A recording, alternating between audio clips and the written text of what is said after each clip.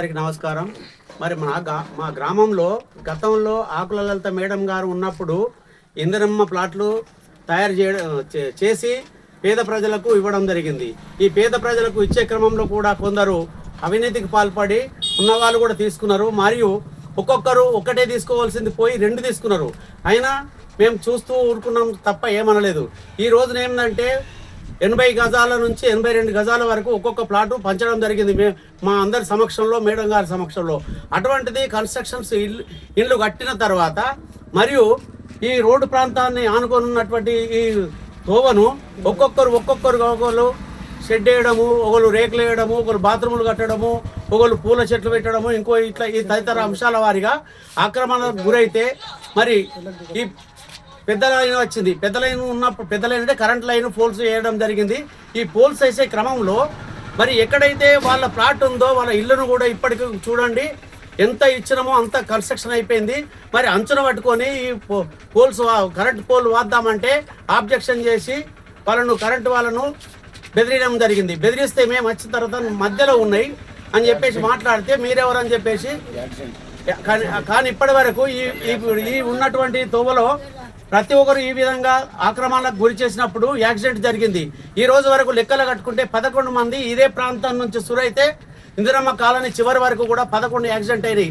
ఈ యాక్సిడెంట్లకు కారకులు ఒక్కొక్కళ్ళు లక్షలాది రూపాయలు పెట్టుకొని హాస్పిటల్లో జాయిన్ అయ్యి మరి ఈరోజు వాళ్ళ బాకీలు చెల్లించలేని పరిస్థితులలో ఉన్నారు.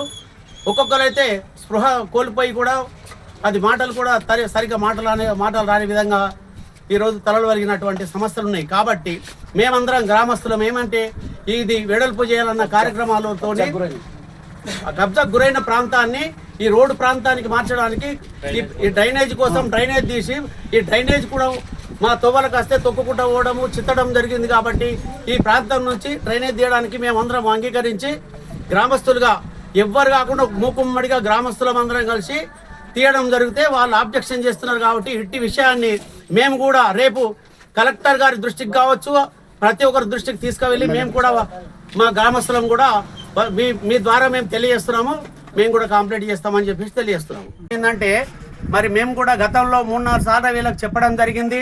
మరి ఈ విధంగా మీరు ఒక్కొక్కరు అక్రమంగా ఆక్రమిస్తే కరెక్ట్ కాదని చెప్తే అప్పటి నుంచి మా చెవున పట్టించుకోకుండా ఇలాంటి కథలు చేశారు. కాబట్టి మేము కూడా రేపు ఎండిఓ గారిని కావచ్చు, ఆర్డీఓ గారిని కావచ్చు, లేదంటే కలెక్టర్ గారిని కూడా కానీ మేము సంప్రదించడానికి వాళ్ళ సహకారం తీసుకొని గెటర్ ఇంట్ల ప్రాంతం నుంచి గెటర్ తీసేస్తామని చెప్పేసి వాళ్ళకు కూడా రేపు మాపు పోయి విన్నవించుకుంటామని చెప్పేసి మీ ద్వారా తెలియజేస్తున్నాం.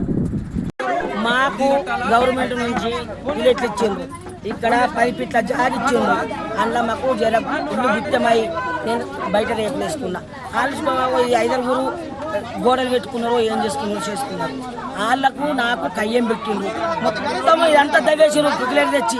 మరి వాళ్ళకి ఎంత దమ్ము ఉన్నది? మరి గవర్నమెంట్ వాళ్ళు వచ్చి తీయగలరా?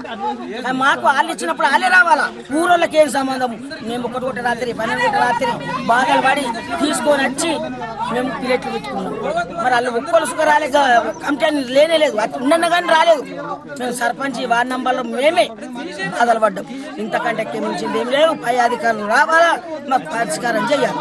మరి మేము ఏడ నడుద్దాము, మేము ఏడుందాము? మరి మా వచ్చిన ప్లేట్ సుఖ మరి రోడ్డుకి ఇయ్యండి దయచేసి. అందరికి దండం. మమ్మల్ని మొత్తం రక్తం దాగుతున్నారు ఈ కమిటీ అని. మరి కమిటీ ఎంతవరకు మా పానాలకు సుఖ వచ్చింది? కమిటీ మా పానాలకే తెచ్చి తట్టున్నారు, గుర్తు కొంతనే తట్టు.